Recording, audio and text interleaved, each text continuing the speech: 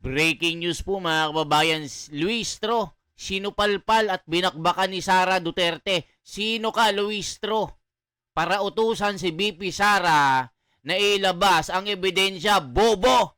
Sabi ni Sara, mga kababayan, ito po, sino ka, Luistro? Inutusan si BP Sara sa personally present evidence sa hearing.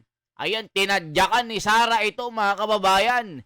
Sinungal-ngal ng katotohanan. Ngayon po mga kababayan, pakinggan po natin ang balita kay General Macanas. Talagang sinampal ito si Luistro. Akala mo kung sino?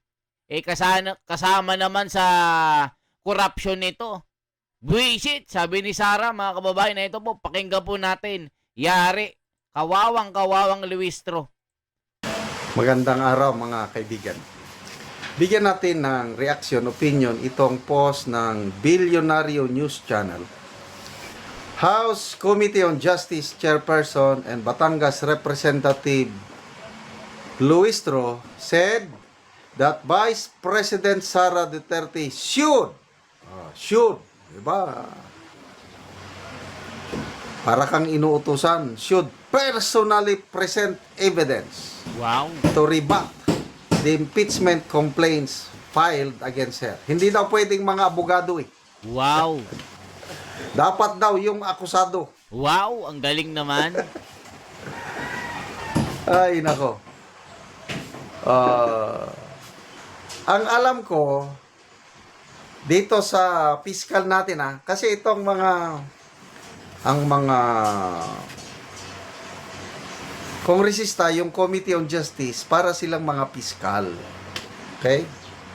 To determine probable cause para iakyat nila ang complaint, kaso sa korte. Isipin nyo mga kababayan, walang mga ebidensya itong mga Luistro, Deli, Matrillanes, Bene, Abante na ito. Sinungal-ngal ni Sara. Sino ka para utusan si Sara Duterte na maglabas ang ebidensya? Tanga, bobo, animal.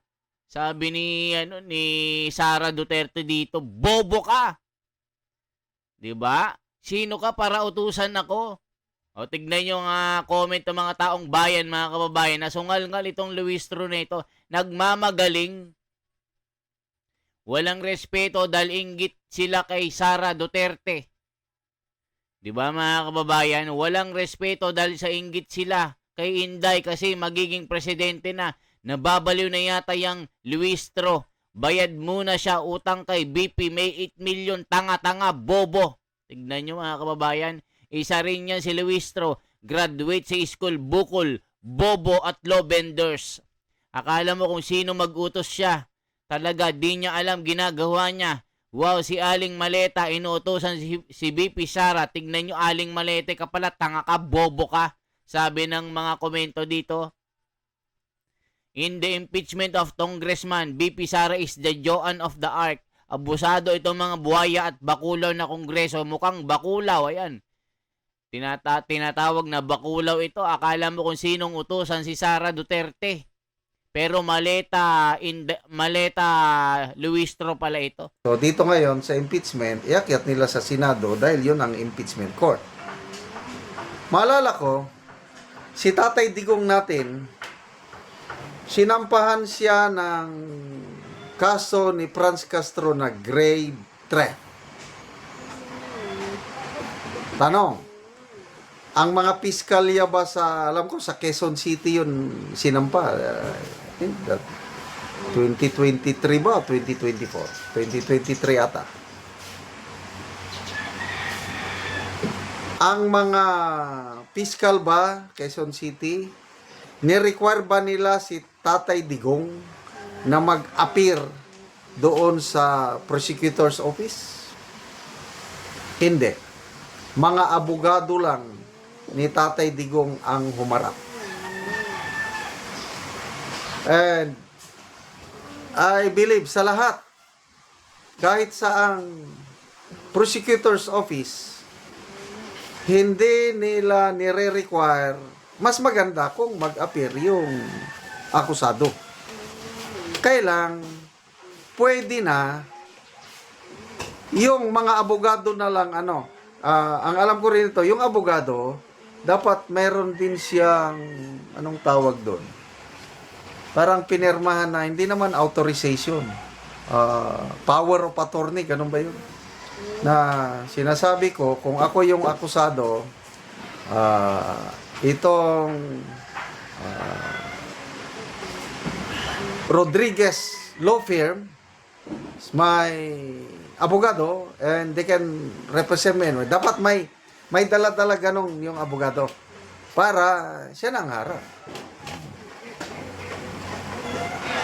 So itong mga abogado ni BP Sara, ano naman sila? Nag-appear naman sila, entry of appearance na sila sa Committee on Justice.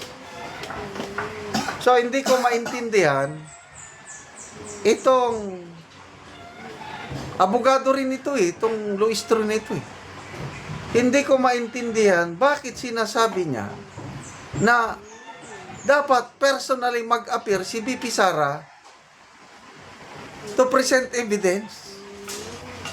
Ayan mga kababayan, si Luistro abogado pero school bukol. Di ba mga kababayan ko, ba't mo uutusan si Sara Duterte na bring herself at magdala ng ebidensya? Ang tanga mo naman, sabi ng mga tao. Akala mo kung sino nag-utos siya. Di naman niya alam ang ginagawa niya. Tignan nyo mga kababayan. Wow, si Aling Maleta.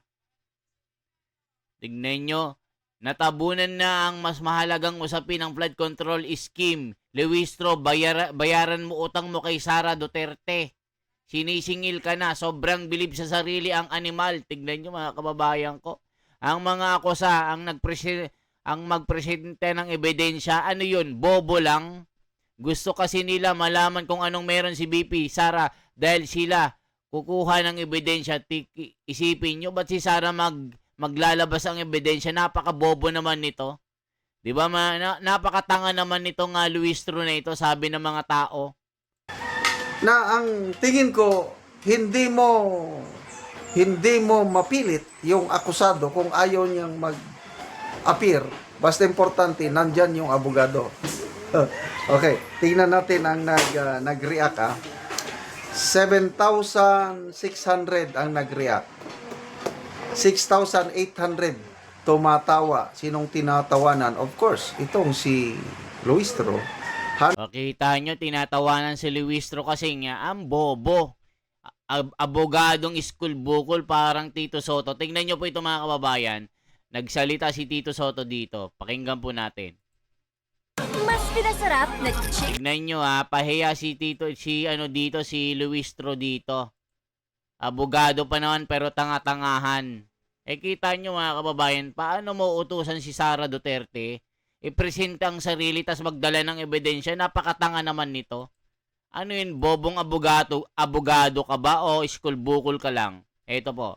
Piskal o prosecutors ang mga magsisilbing piskal o prosecutors ang mga miyembro ng House Justice Committee sa isasagawang pagdinig sa dalawang reklamong impeachment laban kay Vice President Sara Duterte na nakatakda ng magsimula sa March 25. Nahaharap si VP Duterte sa dalawang reklamong impeachment bunsod ng umano'y banta sa buhay ng presidente at iba pang opisyal, hindi maipaliwanag na yaman, paglabag sa requirements ng Statement of Assets, Liabilities and Net Worth o SALN, panunuhol at maling paggamit ng confidential funds. Hinimay ni House Justice Committee Chairperson at Batangas 2nd District Representative Jervy Luistro ang mangyayari sa unang araw ng pagdinig. Una ay pagtitibayin muna ng House panel ang mga panuntunan sa pagdinig. So our focus more is on the ground rules because we want this hearing proper to be as organized as possible, no? Kasi kapag magulo, hindi maiintindihan yan ng ating mga kapwa Pilipino. Pero kapag orderly siya, organized siya, alin bang uunahin mo? Akala mo kung sino mga kababayan, saksakan naman ng corruption itong si Luistro na ito. Yan po ang sinasabi ng mga tao. Doon nga sa Batangas yung cat's eye doon ang pakamahal Diba mga kababayan, akala mo kung sino nauutusan si Sara para maglabas ng ebidensya. Saan ka nakakita? Akusado maglalabas ng ebidensya? Bobo! Yan ang sabi ng mga tao dito. Sino ka Luistro para utusan ang aming susunod na presidente? Bobo ka ba? Yan ang sinasabi. Tignan nyo ha. Madam, maglatag ka muna ng ebidensya. Gising na gising ang taong bayan, hindi gaya ng mga tangalista. 'Di ba? Naniniwala sa 20 pesos sa bigas, yari. Dahil kay speaker, naging tangang abogado itong si Luistro. Tindi mo, Luistro, magbayad ka muna ng utang mo sa mga karpyo.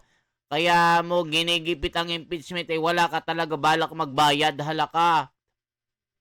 Naghihirap ng Pilipinas tapos dyan kayo nakatutok kahit wala kayong ebidensya na matibay. Mahiya naman kayo porque mali-malita na pera ninyo. Wala na kayo pakialam sa aming mahihirap. Kapal naman ang mukha mo, Luistro, halaka. Sila din ang mga nagdesisyon sa angka pa sa Pilipinas lang nangyari yan. Flood control ang pagtuunan ng pansin, hindi si BP Sara namin. O tignan nyo. Mga witnesses ba? O documentary evidence pa? Do we do it per ground? Things like that, no? Susundan ito ng pagresolba sa preliminary issues kaugnay ng mga inihaing motion at kahilingan sa House Justice Committee. Meron tayong mga pending request, petition, and concern which we need to thresh out first before we proceed to the presentation of witness and evidence. Kabilang narito ang request na isapina ang mahalagang dokumento gaya ng bank records, tax return, statement of assets, liabilities, and net worth ni VP Duterte at iba pang papeles. Gayon din ang kahilingang mapasailalim sa protective custody si Ramil Madriaga, isang detainee ng Bureau of Jail Management and Penology sa kasong kidnapping na itinuturing ng complainants na mahalagang testigo laban sa Vice Presidente.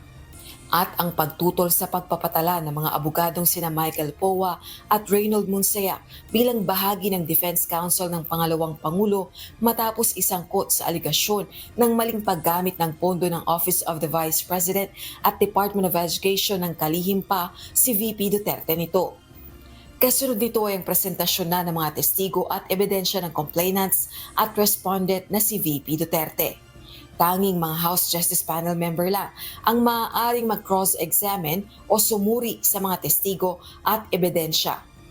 The rule is clear that only the justice members can participate in the direct examination. O, kita nyo mga kababayan? So, ibig sabihin, sila lang pwede magsalita. Paano naman yung abogado ni Sara Duterte? Anong gumagawa kayo ng sarili nyong rules? Tapos uutusan nyo si Sara magdala ng ebidensya. Nasaan yung ebidensya nyo? Diba mga kababayan, galing-galingan kayo pero yung mga flood control na kasabwat kayo, ang kakapal ng mukha nyo dyan kayo sa Kongreso. Nagkakalat lang kayo dyan. Hindi gusto ng taong bayan na marinig ang impeachment ni Sara kasi wala naman kayong matibay na ebidensya. 18 Marines at flood control ang atupagin nyo. Kayo-kayo din yan, mga kasabwat kayo. Lahat kayo dyan. Lahat damay kayo sa korupsyon. Napakawalang hiya nyo. Tignan nyo yung mga komento. Yan ang mga sinasabi. Walang naniniwala sa congressman na mga ito. Lalo itong Luistro na ito. Binabakbakan ng taong bayan. Di ba mga kababayan ko? And cross-examination. The explanation is the proceeding before the Justice Committee is similar to a preliminary investigation in a criminal proceeding. So we are like fiscal here na inaaral namin yung kaso whether or not there is probable cause. Anong aming pag-aaralan?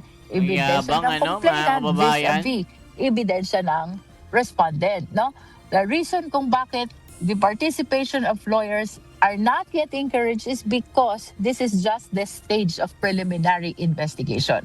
Pagkatapos ng prosesong ito, titimbangin at pagbobotohan ng House Justice Panel kung may probable cause ba o sapat na ebidensya para irekomenda sa plenaryo ng Kamara at mapagbotohan ng impeachment ng Vice Presidente. Sabi nga ni Ronaldo Puno, wala kayong matibay na ebidensya. Nagbigay nga ng example si Puno na yung pangalang Piatos, hindi pwedeng malaman kung sino yan, intelligence fund or confidential fund yan. Di ba masisira ang Intel, bobo, tanga kayo dyan sa Kongreso, mga bobo kayo. Di ba? Ba't si Sarang hinahabol nyo, ang tatanga nyo naman dyan? Ang kukupal nyo, sobra nyong kupal. Yan ang sabi ng taong bayan, ang kakapal nyo. 'Di ba? Intelligence yan eh, sikreto yan eh. Hindi ka pwedeng maglagay ng pangalan dyan na totoo. Hindi halimbawa, may mga bahay, maglagay kayo ng ebidensya na si Sara ang nakapangalan dyan at inalagay niya sa titulo ang kanyang pangalan. Maglagay kayo ng ebidensya na yung 1 milyon o 3 milyon, kung nilumbat ni Sara, may resibo kayo na nakapangalan sa kanya mismo. Hindi Sara Zimmerman Duterte. 'Di ba? Ang tatanga nyo naman dyan, ang bobobo nyo. Ang presidente nga may intelligence fund, may confidential fund. Hindi pwedeng malaman, hindi rin, wala ding ipapakitang resibo. Ang tatanga nyo, bobo nyo. Yan ang sabi ng tao, mga kababayan ko. Ang tatanga nyo, naging congressman pa kayo, ang tatanga nyo, bobobo nyo. Tignan nyo po mga kababayan ko. Gigil na gigil ang taong bayan. Tignan nyo mga tao dito. Madam, maglatag ka muna ng ebidensya. Ang kupal mo naman. Gagawin ang lahat, masira lang ang BP Duterte para hindi makatakbo sa 2028. Kabahan ka na. Luistro, pag si Sara ang nanalo, dapat mabawi ang nakupit ng mga congressman na ito. Maliwanag. Sabi, hinihintay nila sa Senado, umaakyat sa kasila action hindi nila, tignan nyo mga kababayan ko, yari kayo pag si Sara Duterte ang naging manalo na presidente, ito tumakbo na kayo sa West Philippine Sea. Di ba mga kababayan ko? Ano sinasabi? Wala, ayaw ng taong bayan ng impeachment. Ang gusto nilang malaman ay itong flood control at mga Marines na ang dami mga politiko, mga congressman, mga senador ang sangkot dito. Kaya ayaw imbestigahan ni Ping Lacson baka mamaya mabulgar na siya din pala ay nakatanggap ng maleta. Di ba mga kababayan ko? For transparency, for a better democracy, this is the Wonders Philippines. Isang like, isang share po at isang subscribe. Salamat po mga kababayan at tuloy-tuloy po kayo sa pagsuporta sa ating ginagawang mga content na ito. Mabuhay po. Suportahan natin si Sara Duterte. Natatakot lang sila dahil napakalakas niya na maging Pangulo. Lahat ng kalye survey po, kahit sa mga mainstream, si Sara Duterte ang panalo. Yan, yung mga congressman na ito, na mga kawatan, gustong-gusto nila na ma-impeach si Sara kahit binasura na ng Korte Suprema. Okay po? Mabuhay po.